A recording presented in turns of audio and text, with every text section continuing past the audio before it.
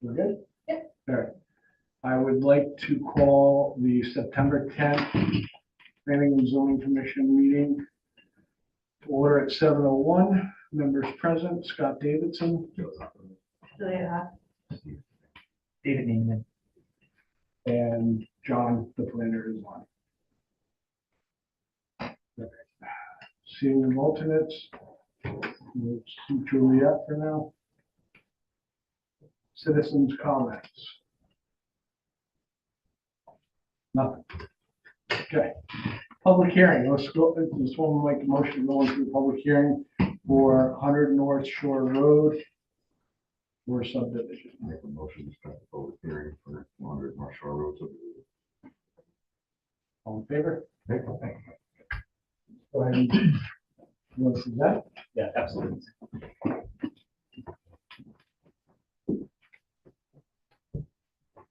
It's not a place that makes sense for everybody.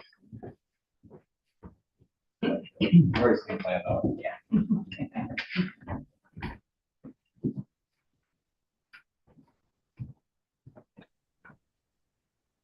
Attorney Sweeney, if you'd like, I can also put the map up on the big screen for anyone live streaming, I suppose.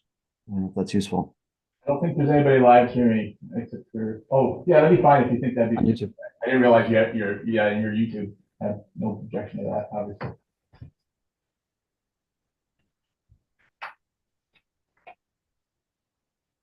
Thanks, John. Good evening. My name is Bill Sweeney. I'm a land use attorney and a partner at the law firm of Tobin Carter down in New London, Connecticut. I appreciate the opportunity to be here tonight. It's been a long time. I think the last time I was here, I was actually representing the town on your DPW garage project right down at the end of Gate Street. So it's been a few years since I've been here, but it's nice to be back and it's nice to be before you this evening. Tonight, I'm appearing on behalf of Vulcan LLC, which is a family-owned limited liability company. It's the owner of a legal pre-existing non-conforming campground parcel at 100 North Shore Road on Beach Pond. Joining me tonight, I've got with me Tim and Christina Hollister. They're the members of that limited liability company, the owners of the campground. On behalf of my client, I've submitted a 2-lot subdivision application to the commission that will involve downsizing the campground from 3 to 2 seasonal cabins. And it also includes the division of the campground parcel to put one of those remaining seasonal cabins onto its own separate lot.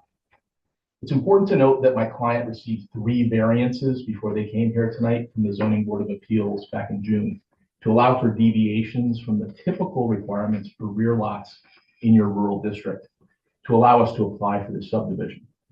I want to let you know that the record also reflects that we've obtained approval from the Uncas Health Department and your Inland Wetlands Commission for this subdivision just last month in August.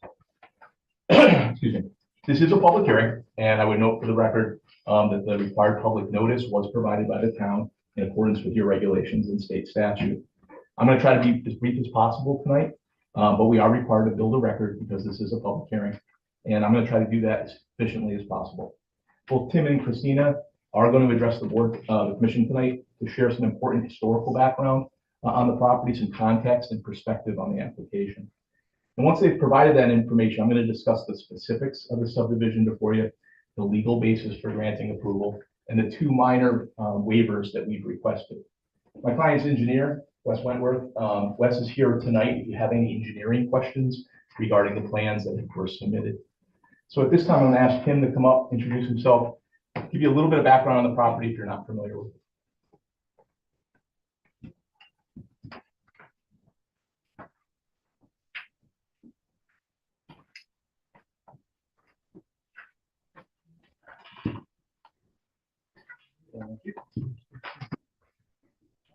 Good evening, Commissioners. Tim Hollister. I am the manager of Vulcan LLC, which is the owner of the property and the applicant. And what I'd like to do is give you a brief history of the property and how we got to where we are tonight and what we're applying for. And the starting point, believe it or not, is that my mother was Finnish. And that's as in from Finland. And she first came to this area from Brooklyn, New York, where she was born in the 1930s. That led to my parents coming up to Tamarack in the mid-1950s. Around that time, a man named Bill Lindbergh, a chicken farmer who lived on Bassettville Road with his wife Tuna, built 7 cabins and a sauna, didn't say sauna, on Beach Pond. And one of the cabins, what we're talking about tonight in terms of subdivision, but so my parents, after starting in Tamarack in 1959, were invited over to Lindbergh's and ended up renting what we now call Cabin 6, or AKA the Blue Cabin. They were part of the families that were there from the 60s, 70s, 80s, and part of the 90s. And that's a very important point about this property. It historically has been a campground, it still is a campground, but for almost 40 years, there were 30 to 40 people throughout the summer on this property. It's a very busy place. A lot of traffic, a lot of noise, but good noise, and families having fun in the summer. So Bill Lindbergh passed away in 1979, and then my parents bought the property from his widow in 1984 and continued to operate it as a campground. In 1989, they took down 2 of the cabins, number 2 and number 3. And if you look at the package that I gave you, tab 1, there is a map of what the campground was historically. Shows you the location of the 7 cabins. So we'll just follow the numbering system there, which is still in my head and will never go away. They took down cabins 2 and 3 in 1989, and cabin 6 had been the one that they had rented from the Lindberghs going back to the late 1950s. I also have to mention historically, my dad was a member of this commission for a couple of years in the mid-1990s. I don't know if you remember Ken Hollister, but he was, I looked it up and he was here in about 1994, 1997, somewhere in that range. But anyway, going forward with the history, in 2017, a very large oak tree fell on cabin 7, and there's a picture of that at tab 2 of the package I gave you. That was just about the time my dad passed away. So that was the first mess he left me. He taking care of the campground, but after that happened, there were 4 cabins that remained. So when my dad passed away, my sister and I formed the applicant tonight, Volantown Ken, which is how we get Volken. And then the next thing that happened is in 2019, I married Christina. We had a lakeside ceremony with a couple of friends and family. But we lived in West Hartford, and so we were tasked with managing the property from an hour away. In 2020, to start helping with the expense and the work of running, we started renting the big house and one of the cabins, actually 2 of the cabins, for a couple of years just to meet expenses. And when we would rent the main house, we would stay in cabin 4, which is the one that's closest to the main house. In 2021, if you take a look at the photo of tab number 3, we took down cabin 1 because that was no longer being used. And then we were down to 3 cabins. So our plan, the reason I'm standing here before you tonight is that our plan is to retire in the next 2 to 3 years. We could get into a debate about whether it's 2 or 3 years, but that's neither here nor there. But we're trying to, we'll retire to the main house and maintain cabin 4 for our family. But the main point of being here is we're trying to downsize the property to make it manageable in the long term for us. And that's why we're here tonight. So cabin 5, which is at the rear of the property, if you look at tab number 4, that has not been occupied for about 15 years, and that is slated for demolition in the next 3 to 4 weeks. And that was also a condition of approval of the variance that we got from the ZBA in June to take down that cabin, and we're gonna fulfill that condition in just a couple of weeks. So we've been putting our time into maintaining cabin 6 and cabin 4. Now, if you turn to tab number 5, there's some photos of cabin 6, which is really a very nice, nice little cabin in good shape, maintained and rented until about 2 years ago. And at that time, the elderly couple that had been using it said, we're not coming back. And Christina and I faced the question, well, what are we going to do with cabin 6? We had the option, we could rent it on Airbnb, VRBO. It's a lot of work. It's more traffic. It's often people you don't know. We just decided that's not for us. So again, our plan and goal is to demolish cabin 5, put cabin 6 on its own lot and sell it, keep cabin 4 as part of the main house, but very importantly, maintain the overall property as a cooperative campground with a shared driveway, a new well that would be shared, common use of the sauna, because that's always been the focal point of the campground of the property. You know, as I said, keeping it a cooperative campground with one less cabin than there is today. And we also have an interested party who would want to potentially buy the cabin. You'll hear from in a few minutes. So that's how we got to where we are tonight. And my wife Christina wants to say a few words. Hi, my name is Christina Hollister. Thank you for your time. So just a little bit of history. I came familiar with the area when I raised a young family in West Kingston, Rhode Island. I worked at Crystal Wall with my previous husband, who has since passed away, but became familiar with the area. But currently I work in Bristol, Connecticut at a medical manufacturing company. I've been there for 15 years. Later on, after my husband passed away, I met Tim, introduced me to the specific area of Voluntown and Beach Pond, and easy to say I fell in love with it, which isn't hard to do. And the ultimate goal is to spend more time there with our children and our grandchildren and make it more manageable by downsizing. And that's just the purpose of my presence tonight, to ask for your consideration of that. Thank you.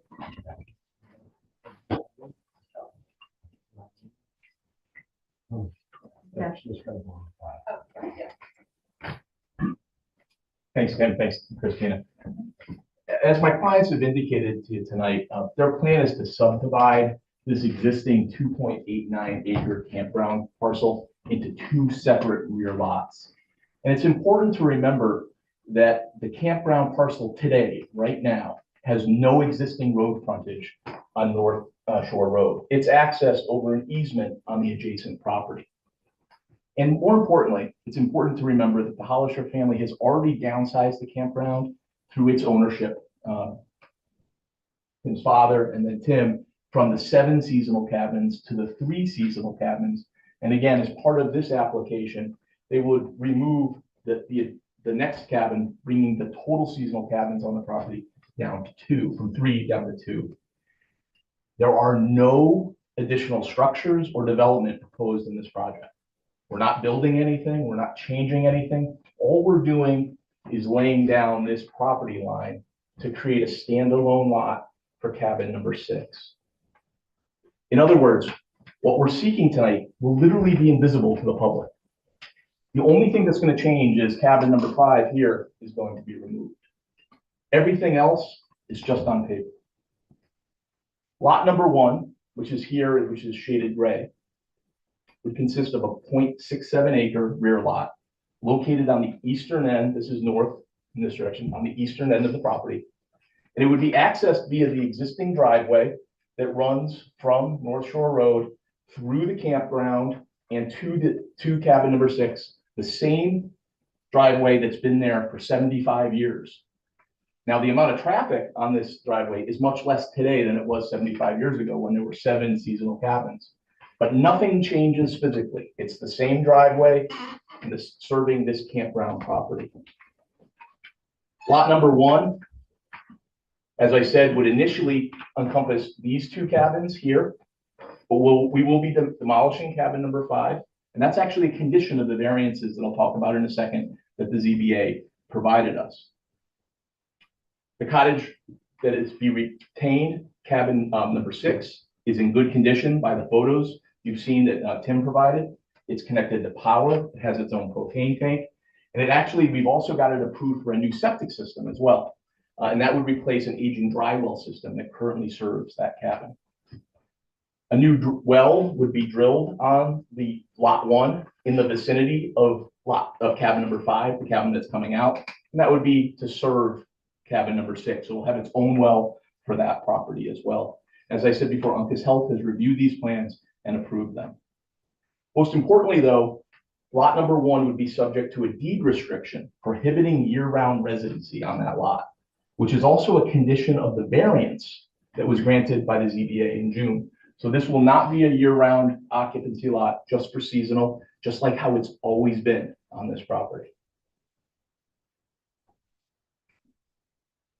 I would also just note that if you had a chance to be out on the lake and look in on this property, you'll know that this cabin is only visible from the lake. You can't see it from North Shore Road. This is all forested here. There's a pretty steep slope heading to the east. So the only way you can even see cabin 6 is if you're sitting on a boat in the middle of Beach Pond. Lot number 2, which is the remaining portion of the campground, would consist of a 2.22 acre lot.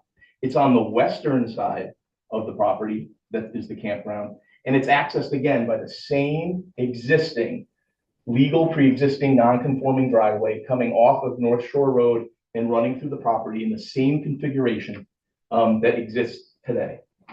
Lot number 2 would encompass the year-round residence, which my clients are going to retire to, the 1 seasonal rental cabin for their family, which is cabin number 4 right here. And it also has the sauna, which is out right at the edge of the beach pond as well. The subdivision plan proposes an easement in favor of lot 1 over lot 2 and out to North Shore Road.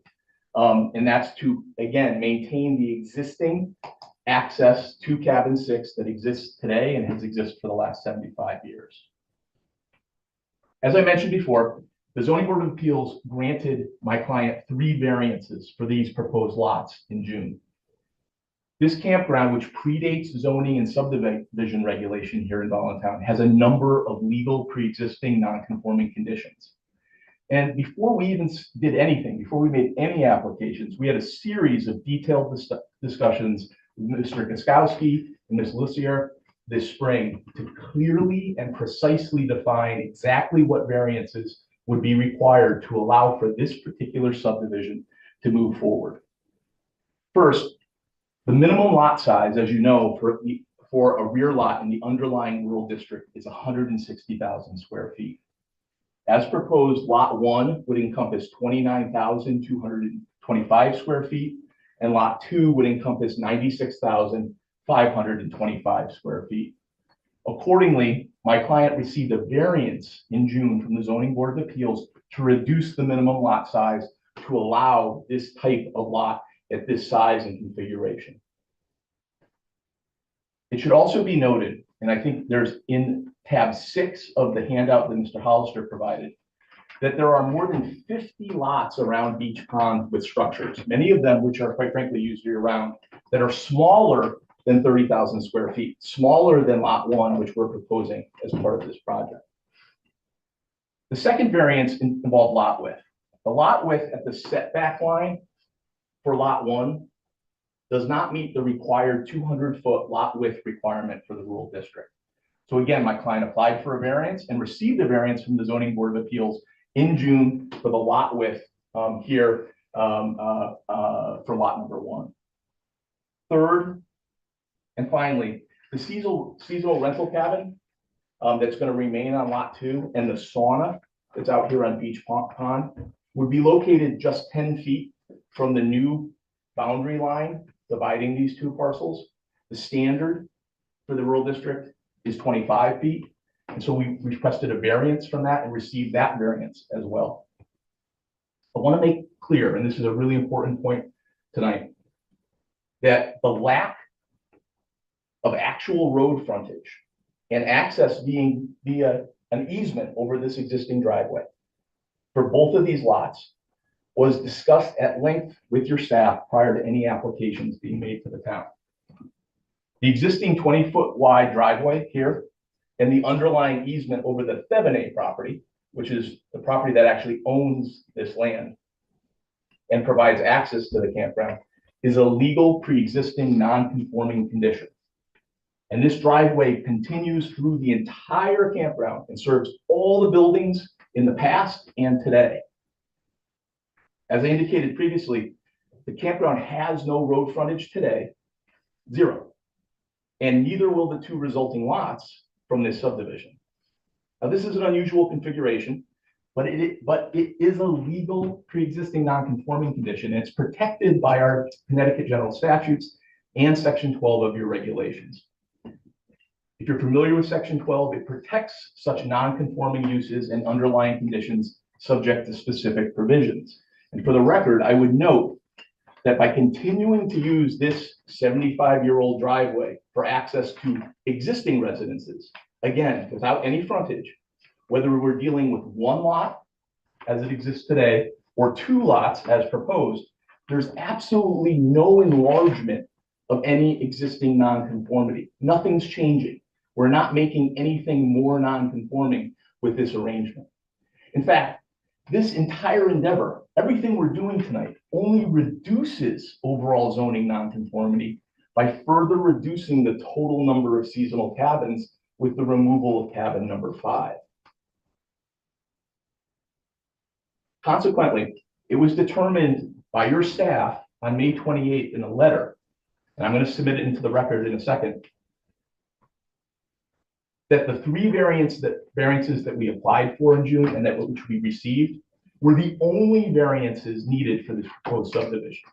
And we don't require any other additional variances for road frontage or driveway access. So I would like at this time to submit, and I'll pass it around to the commission to look at, but this is a letter from the Tyche Planning Group, John Gaskowski, stated May 28th, 2025, and it's to the chairman of the Zoning Board of Appeals. But I've highlighted a couple sections. I'd like to read them into the record. The first is in the second paragraph. It says, in my role as town planner and zoning officer for the town, I advise the owners that the proposed division of the property, a historic family campground with multiple residential structures, both seasonal and year-round, was not possible without several variances for their situation. It goes on in paragraph 3. Because of the pre-existing unusual nature of the lot geometry and the pre-existing location of several buildings, relief via variance from several sections of the zoning regulations would be needed to accomplish this proposed division. The applicant's narrative details the specific variances requested, which include lot size, that was the first, minimum lot width, the second, and structural setbacks, the third.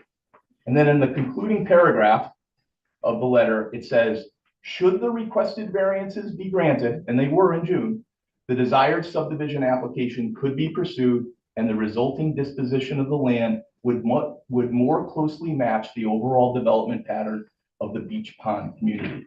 Mr. Chairman, I would like to enter that into evidence at this time. That's the ZBA, not PZC, correct? That's correct.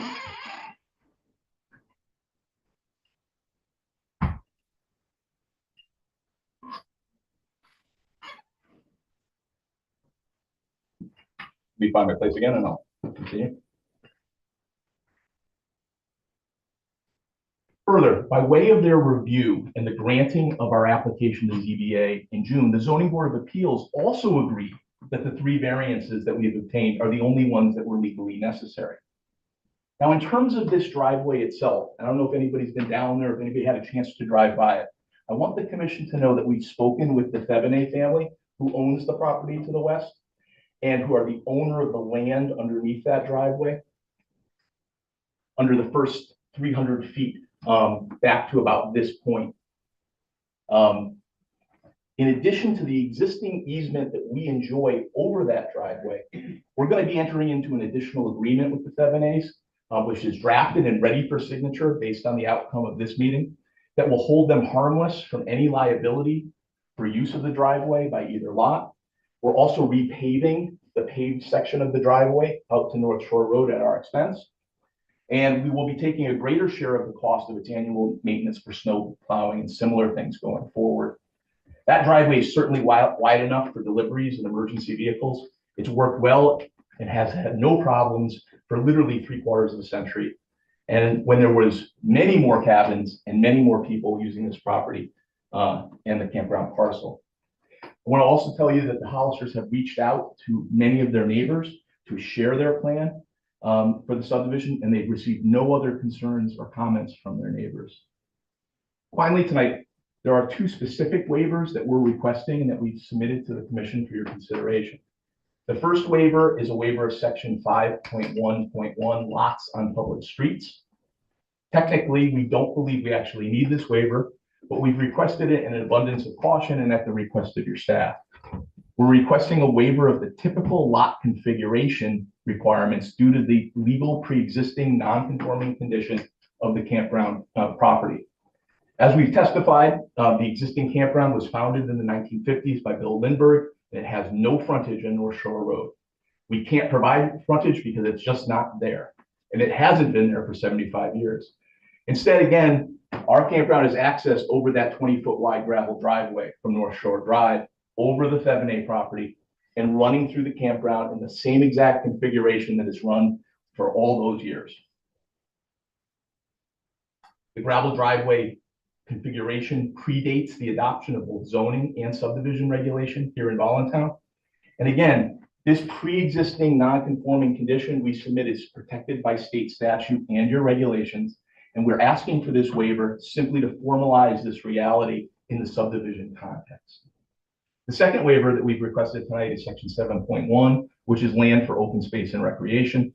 My client is requesting a waiver of the open space and recreation requirement for this 2-lot subdivision. The subject land acres as a whole is small, and there really doesn't exist any suitable land for dedication. The property is also currently used for a recreational campground, and there's no additional development being proposed, only a reduction in the total number of residences. Further, there's really no connectivity opportunities with other open space. These are all privately owned parcels surrounding it. Tonight, I would ask you for approval of the subdivision application. Your approval is going to allow us to further downsize the legal pre-existing non-conforming campground, get this property ready for my clients to retire to in the next couple of years. It will allow us to immediately remove cabin number 5, another seasonal cabin, reducing the overall intensity of use of the property. And what it will do is instead allow us to replace that with 2 building lots with residents on it that, quite frankly, much more closely resemble the land use patterns and development around Beach Pond. So I want to thank you for your time and attention tonight. Myself, Mr. Hollister, Ms. Hollister, and Wes Bentworth are all here if you have questions, and we'd be happy to answer them. We know that there are some people in the audience that would like to address the commission as well. Thank you for your time.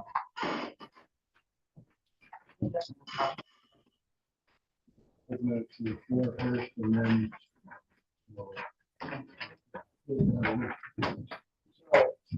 we'll do one round of comments from the public, and then we'll close that, and then the board will ask their questions. Does anybody have any comments or anything to say? State your name and address, please.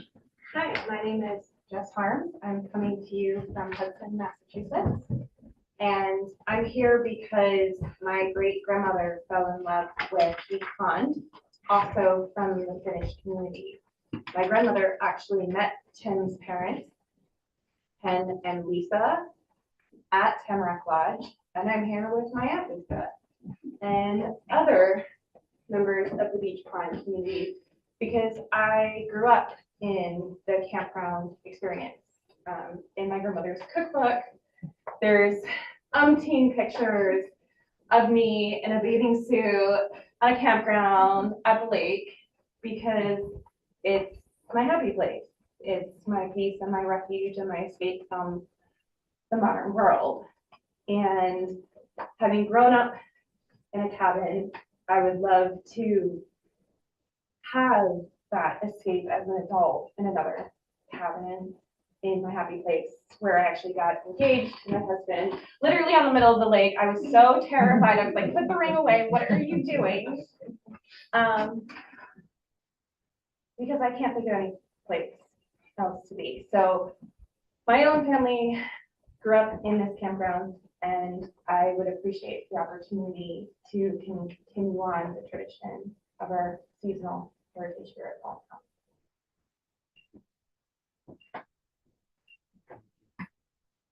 Anybody else? Back to you. Just for disclosure in the room, I happen to be a professional planner with the town of East Hampton. Okay. Used the subdivision, and I also have utter respect for Attorney Sweeney, he's my favorite land use attorney out there. However, strongly disagree with the fact that those were the only variances needed. I agree with everything you say about the nonconformities that exist for this parcel. They exist for this parcel as it is today. 100%. Access is where it's from. It's often a strip that isn't owned by the rear lot. That's the legally existing non-conforming situation for the existing lot. The problem is you're creating a new lot, and the new lot isn't grandfathered in. It can't be that. That's not possible because you're creating something new. That new lot has to conform with the zoning requirements. And zoning requirements aren't subject to waiver, only subdivision requirements are subject to a waiver. So the problem, and I could have sworn we looked at this before. Didn't we? This something, or maybe I'm imagining another one. Okay, because I was thinking the one we looked at, we could find a strip that went all the way out, so this must not be it. But anyway, the problem is access goes to a lot. We can't talk about access to residence, that's irrelevant here. We're talking about the new lot has to conform with the requirements of 6.1, all of them, and 10.10 for a rear lot. So 10.10 B, it has to comply with as well. So 10.10 B is, I believe, the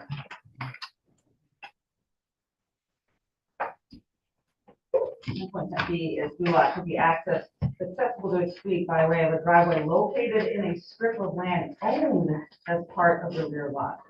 So for whichever lot we're talking about, I guess it doesn't matter, but which is the new, which is the remaining, but one of those two, the new lot being created, whichever one you want to call the new lot, has to have a strip that gets out to the main road that's 25 foot wide and owned by that rear lot. So that would have been another variance that you would have needed in order to comply.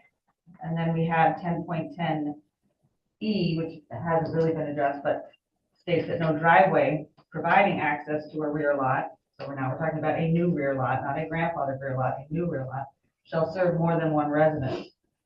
So they were seasonal cabins, so I don't know if we call those residents, but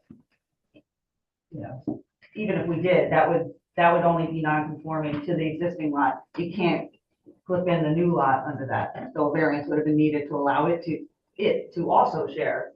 So you still have to have the strip. Then you can get a variance that says, yeah, we have a strip out, but we're gonna choose to use the existing driveway only. Perfectly fine, but it wouldn't need a variance. Not an 830G application, it could be if you wanted to bypass them. And then, okay, and also a campground isn't non-conforming. It's a specially permitted use in the zone, so you're not reducing any non-conformity, it's allowed. So I'm not sure what that argument from the ZBA was about. Because you can keep it, everybody can enjoy all the cabins on there right now. You don't have to do anything, you can use it as a campground.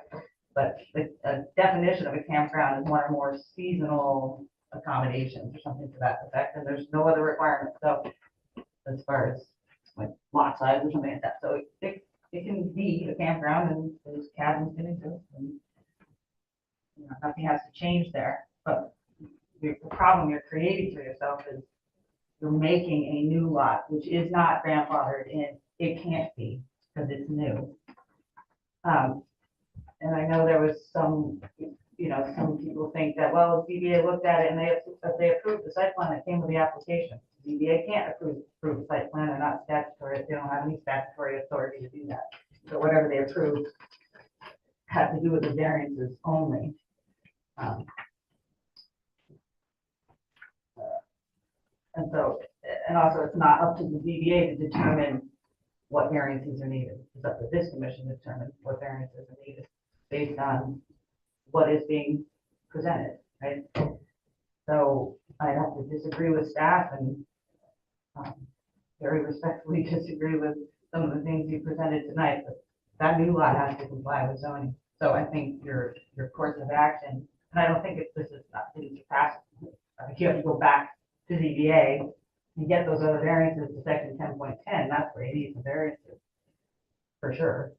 And then I would also put in 6.1, the frontage requirement, and get that on paper as a variance for the new lot. Leave the existing one, whatever, but you're not making it more non-conforming in that aspect. It's the new lot that's not conforming. So, that's. I have another question. I think we answered it. The cabin number. Which one's remaining? 5? 6. Wasn't there one that needed a variance? Section 4, and 4 needed a variance So because that got of the the 10. setback. Because it's within 10 feet. All right, that was fine. And then proposed lots will have 2 structures on it, both seasonal residences, so that's remaining. Or, lot 2 has the house on it and the seasonal residence. I would still argue that, okay, maybe that's grandfathered in as a campground, even though it might have been used year round, but now we're getting into some dicey territory of, now it no longer fits the definition of campground, but I don't even care about that part. It's the new lot now. I'm seeing another structure being put on there, Your but subdivision regulations, I'd like to respond to all of your comments, but your subdivision regulations require the demonstration of the conceptual house. you're not putting it there. That's not part of this application. We have to show that it could support a house, part of your subdivision. Okay, so lot, Yeah, because you wouldn't If be you allowed can to say so have. number 6 is staying, Yeah, you can see what it says here. but It this says is possible, proposed. it says possible cottage. I wouldn't want that to be part of an approval because then later on. We would have the somebody right could to say, use that lot like any other building lot. So you're not proposing it as a campground, that part. No, it's a standalone piece of property. So if you were to build that cabin, then the other one would have to be, Per your current regulations, that's correct. that's fine.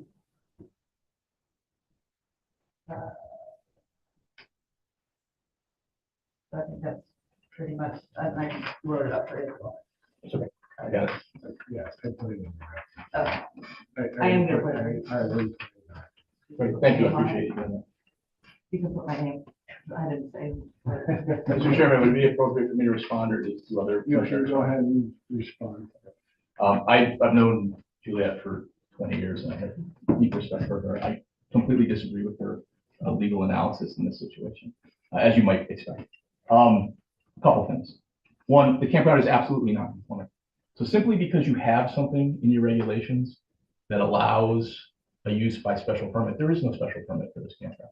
Why is there no special permit? Because the campground existed before you had zoning. So it is by its very nature non-conforming. And it's not just the use, but it's the conditions of that use. And the conditions of that use includes its unique configuration. The fact that it has no frontage on North Shore Road whatsoever, that its frontage is missing altogether, and it's really just this easement out to North Shore Road, which has been there in that configuration for 75 years. I want to also reiterate to you that when we came before the town in the spring to talk about this project, we met with your professional staff to go over the variances that are required. Your zoning official gave us that letter, which we asked to be given. Give that to Taylor, by the way. It's in the record. Okay. We relied on that based on our reading of the regulations and your professional staff's reading of the regulations. And we discussed the issue of the driveway and whether the driveway needed additional variances. And it was determined that it didn't, simply for the same arguments that I've made to you before. I would direct you to take a look at section 12 of your regulations, the non-conforming uses. If you have a non-conforming use, and when I say non-conforming use, it means non-conforming conditions of that use as well. you are allowed to modify that, provided you don't enlarge the use. Now, you'll find other towns will use other language. They use language like alteration. They'll use language like intensification, not in Voluntown. In Voluntown, the standard is you can't enlarge the use. So I would ask you this. We're not making any changes to this property at all. We're using the same driveway, the same access that's been there since Bill Lindbergh built this campground in 1975 or 1950s. We're not enlarging anything. It's exactly the same. If you go onto this property, if this subdivision is approved and you go onto this property next year, the only difference that you're going to see is that cabin number 5 is gone and you might see a wellhead right there. Nothing else is changing. So we're not enlarging anything. In fact, we're going the other way. We're diminishing, we're reducing the nonconformity. And that is one of the reasons why the ZBA gave us the variances, because they saw this as moving this property closer to being in compliance with your underlying regulations. We have residences on their own lots. We have less seasonal residences. It's more closely mirroring the single family zone that is set for the Beach Pond area. We relied on the zoning officials' opinion, which quite frankly, we agree with. And we believe that this is a de-intensification. It is a reduction, not an enlargement, but a reduction. And therefore, we have the ability to rely on this non-conforming condition. This here is just an invisible property line. We're not changing any use. There's nothing happening to this property in any meaningful way other than laying out a new boundary line here. And so I would submit to you that we don't need to go back to ZBA and seek additional variances. We're entitled to do this because we got the variances that were necessary for this lot and this configuration. Ms. Hodge has her right to her opinion. I've got my right as well. Your zoning official has his, and he certainly opined on this issue previously as well. I would urge the commission to approve this plan as presented, despite Ms. Hodge's objections, and allow us to proceed with the subdivision and hopefully a future lot sale to the woman who spoke earlier. But the non-conformity is not an issue. That was the argument to justify the variance, I'm sure, and a valid one at that. Perfectly fine. You can use it again. Sure. But that's not the issue here. It's the creation of a new lot is the issue here. And that required several variances. It is very problematic that the town staff has issued a letter. Legally, I'm not sure if it matters if it was issued to the ZBA versus the PCC, but you know, that gets Certainly relied on by my client. tricky, right? So that's for legal reasons. That's a legal matter, but that new lot does not So John, needed some. has this I'd like to hear John. gone to the town attorney? Had the subdivision proposal? It has not. Can you explain your reasoning why it didn't need the variances to 10.10, the new lot? Why you would issue a letter like that? Well, the letter that I issued was to the zoning board of appeals for their consideration of the variances and in terms of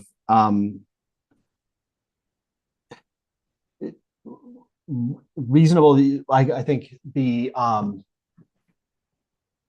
sorry, I'm stumbling over my words, and I need to pull up the letter that I actually submitted. I don't know if I have a copy of that handy. I'll have to find it. Relative, and this was basic. It was my opinion issued to the zoning board of appeals for the reasonable use and development of property. It was relative to the existing conditions, which again, they had no frontage and really no chance of frontage for the use of the property. Which again was continuing both before and after it was going to be residential property of a certain intensity. And then again, as Attorney Sweeney noted, that we're using the not expanding the nonconformity, not intensifying nonconformity, and relying on, you know, sort of continuing that circumstance. That just applies to the variance. It doesn't apply to subdivision. Right. Well, and that's my letter was for the variance. I would just, if I could reiterate an argument to the commission again, is that the issues that Ms. Hodge had raised are the issues of road frontage and the driveway access, a dedicated driveway strip. So today there's one lot. How much frontage? 0. How many dedicated driveway strips? 0. This is an easement over the property. Tomorrow, if you approve this plan, how much road frontage does each lot have? 0 and 0. But you've now And- created another non-conforming lot, so you've added a non-conformity to the situation. But I haven't enlarged the nonconformity. I haven't intensified it either, because this is not a situation where I've got a big lot with a single house on it that I'm carving off subsized property. These are existing buildings as part of the campground with an existing driveway that's been there for 75 years prior to zoning. So again, to make my analogy again, today, no frontage, no dedicated strip. Tomorrow, if the subdivision is approved, no frontage, no dedicated strips. What has been intensified? What has been enlarged? Nothing. But what has been added? Nothing. A What's been- lot has been added. But what is the lot from your It's a perspective? new lot that is non-conforming to zoning regulation that doesn't have two lacking variances. It has the variances that are necessary for the bulk and dimensional standards of the lot, and it enjoys the same non-conforming status that the original lot has when it comes to frontage and access. How? Because, It's a new lot. but I can't grant the frontage because the first lot doesn't have any frontage to begin with. And the easement that I'm providing provides the same level of access. So again, what has been intensified or enlarged? Nothing. In fact, all I'm doing is reducing. I'm making it more conforming by putting this cabin on its own lot and putting these properties on its own lot. That's all, and I'm removing cabin number 5. I'm actually making the situation better, not worse. And it's great that you're doing that, but you still need those other two variances to do it. Well, I think you and I will have to agree to disagree on that point. Sure. Commissioners,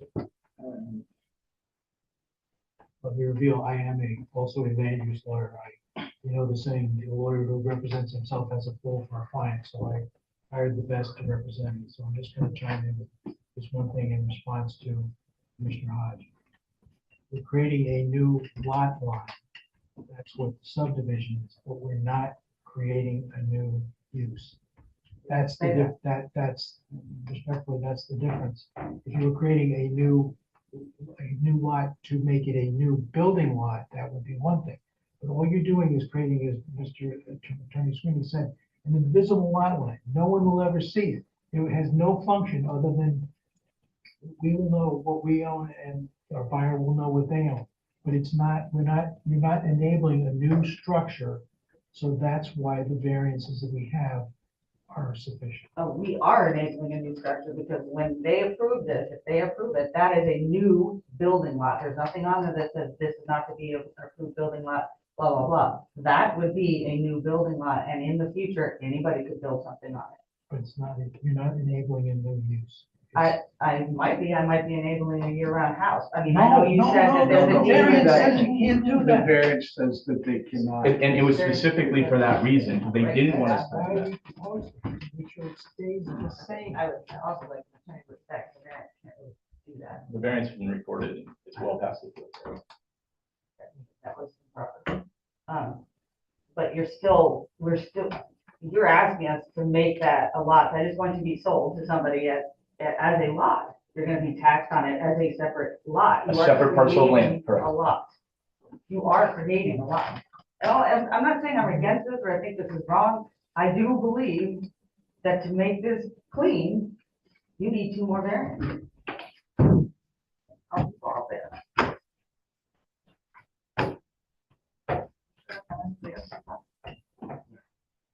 I'll voice my opinion. I know your father very well. growing up in this town, and I got along quite well with Ken. I've been on the property. I know the building very well. I know the sauna very well. But you're going from one owner, now two owners on the lot because you're gonna do a line. Very simply, you have a campground now. You obviously have a couple who want to purchase. Give them a lease for their lifetime. It'll work out and it keeps it as is. If you do a new line and you're making a new lot, I'm going to agree with Julia 100%. You're opening up a can of worms for this town that I will not approve this as is. It's just gonna run into a lot of problems, not with you, maybe not with you, maybe the next generation, but the rest of the pond and all the other lots. If I could respond to you. Yep. You know, one of the things I said is, one of the things we looked at when we were laying out this lot was to make sure that it wasn't inconsistent with the rest of the pond. And so we looked at and we analyzed what the acreages of other lots with properties on it. And there's literally 50 building lots, or 50 buildings on lots that are this size or smaller already around the lake. So I don't think it's unusual by any means, that size of that lot. I don't think we're objecting. I think it's the No. access to the road. Yeah, It's just it not, like I said, it's just simply, you have one more hurdle to get through so that on paper, that's a legal lot. With a variance to the front, that's all.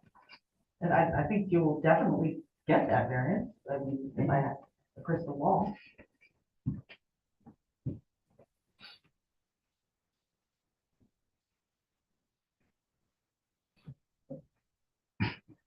Mr. Chairman, we would have to ask at this time to continue the public hearing to next month's I meeting. think that's- So give me an opportunity to speak to my client and determine how they'd like to proceed. I'd like to send this to the attorney as well. his opinion and whatnot. Well, It's not- I live in a small town as well, with limited budgets for planning and zoning.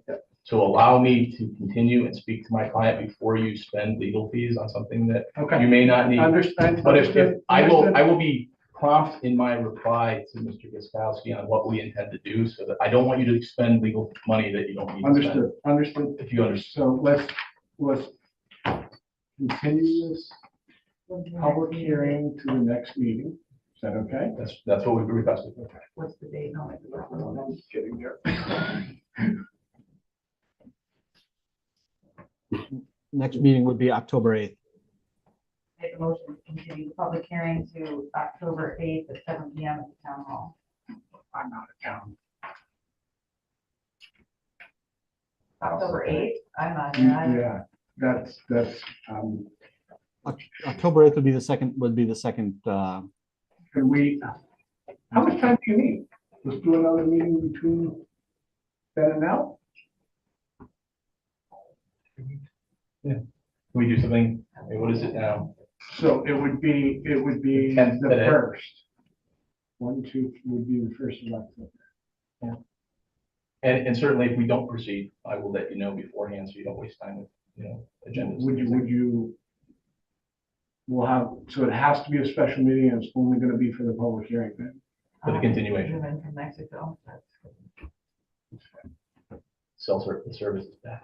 Sounds like a good, Fine, the first direction is good. sounds like a great day. I'm just kidding. We start Yeah. meeting on the 1st to the 8th.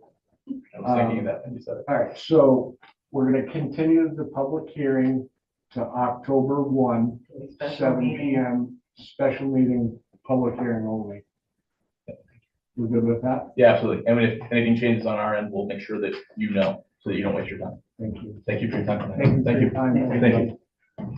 So we'll make a motion, come out of the public hearing and back into the regular meeting, please.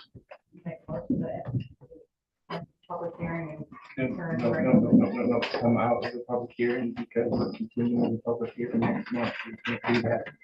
You can't end it. and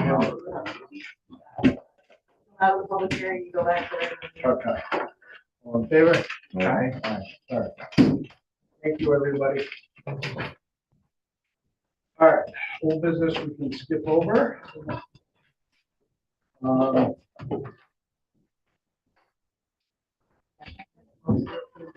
Minutes of October 2025. I have questions on that. Hold on, hold on. It was a Zoom meeting, but she did not list who was all in there. No, we can check on the taking vote, so we just said. Thank you. Later need it. I'm sure we'll be working together. All right.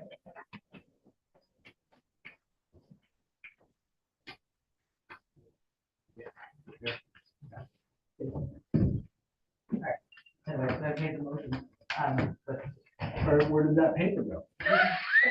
Oh, paper. The minutes. Yeah. So my question was, yeah, so the only thing is we had roll call and it just had Steve on. And then Juliet Hodge, but there was, yeah, and Joe was, I mean, if you go through, I can see that we had a quorum, but it's not listed Oh, who's there. yeah. So could if we just address that? Yeah. So I made the motion to accept the minutes of August 13th, 2025 with the correction that Steve, Joe, and myself will present. All in favor? I was there, so I wasn't. New business, any new business? No new business. No new business. Okay, correspondence and announcements, as we all know. Taylor's leaving. Tomorrow's the last. Congratulations, that's a really awesome opportunity. That's why I started this planner It was one of those I was 15 gonna years ago. pass up, so. That's great. Yeah.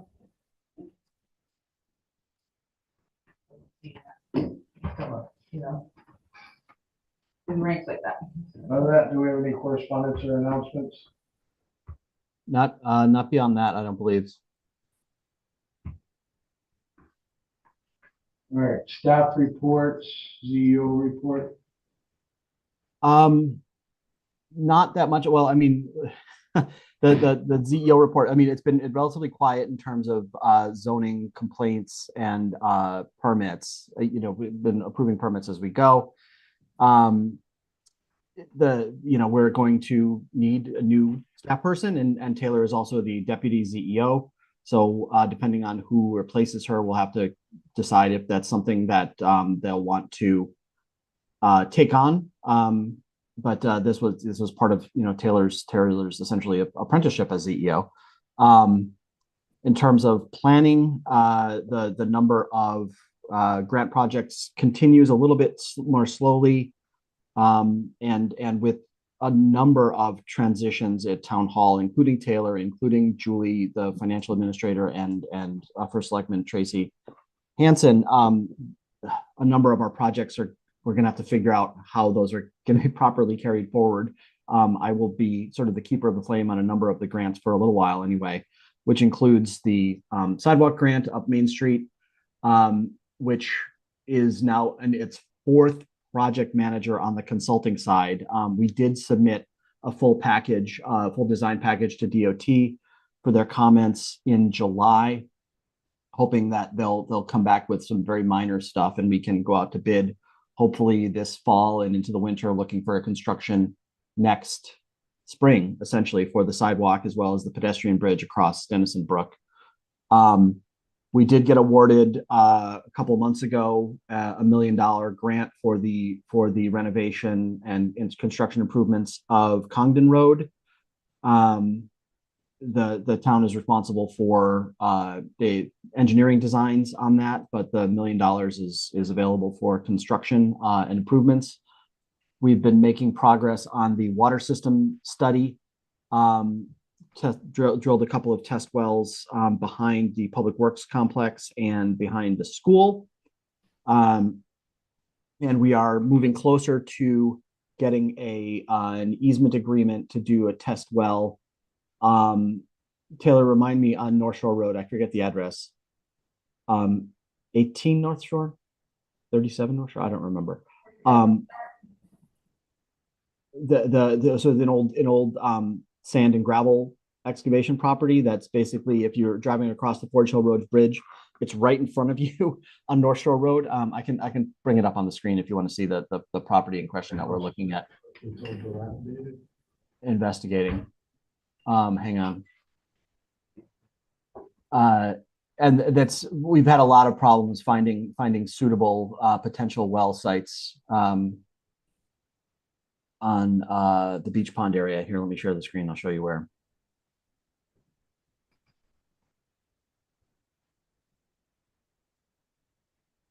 All right, are you able to see that? So Forge Hill Road coming in here. This property right here, 07, it's owned by Jim Andruskevich. It's a several acre property, but you'll note it has only a very small access strip. And as we know, properties without a lot of frontage, it's difficult to subdivide and develop them. That's the property right behind the parking lot for Fin Beach. Right. And so he seems willing to. Like on that first jog there. Yep. Behind the house. Yeah. Here, let me put on the base map. Anyway, but that's our current priority. There we go. And so you can see the old sand pit that was there. We hope that that's indicative of a decent stratified drift area and get a good yield. So we're hoping to finalize that and maybe do some exploratory drilling this fall. That whole project will probably go to kind of wrap up their analysis over the winter and kind of wrap it up and present their findings and recommendations for, you know, what a potential future water system would look like in both of the study locations, with the hope of, you know, if the costs aren't, you know, completely out of whack, if we're not talking, you know, we're figuring probably somewhere between $10 and $15 million. That's still in the range of potential funding from the state. But that's something that we'll look to wrap up this spring. We also have a couple of other, I'm sorry? I was wondering, is the property is privately owned? Yes, it's privately owned. And so we would, yeah, the good part about the two downtown or in the village where they were both owned by the town. So the access was easy. This one, the town didn't really have property, and the state, we approached them on a couple of random state-owned properties and they were not interested in helping. So it took a while to find somebody that might be willing to let us do some testing on a reasonably situated site. There are two pending grants, one for continued improvements of the rec park behind you, the Gate Street recreational facility that would add some trails, would add a viewing platform over the pond, and some other recreation amenities. And then the other study would be an engineering and architecture grant to look at reuse of the red storage building directly behind Juliet, in the, you know, beyond the parking lot, to use that as a municipal parks and rec facility with bathrooms and maybe a snack bar, maybe, you know, meeting rooms, meeting space, that sort of thing. So those grants are all pending. Forge Hill Road, final design is just about done. We're working with the neighbors on access easements, both because there's going to be a temporary bridge. That's going to be the construction is they're going to install a temporary bridge while they're replacing the permanent bridge. And so that actually requires two sets of easements from people. I don't envy incoming for whoever their incoming first selectman will be, because the neighbors on Forge Hill Road aren't super crazy about the idea of disruption while the bridge is replaced, and they don't really love the idea of granting easements. So that's going to be an ongoing negotiation that we're going to work on over the summer, or I'm sorry, over the fall. Hopefully get that in place so we can go out to bid over the winter and look at a 2026 construction season for replacement of Forge Hill Road. I think that's all I have for right now. This just popped into my head. When a site plan or subdivision or something has easements, you know, you can see that there are easements this big. Do you require those draft documents so you can review them? Why they're not part of your I don't think we subdivision? have.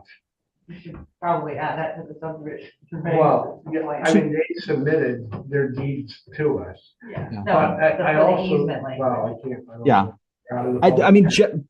generally speaking, what I Uh, yeah, I mean, depending, in a number of towns, and Juliet, you've probably seen it a couple of different ways also, that submission of easements in a form acceptable to the municipal attorney is usually sort of a standard, sort of wrap up the subdivision. Yeah.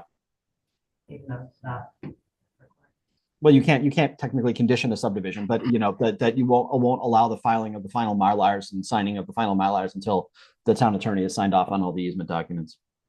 Oh, no, bring you some.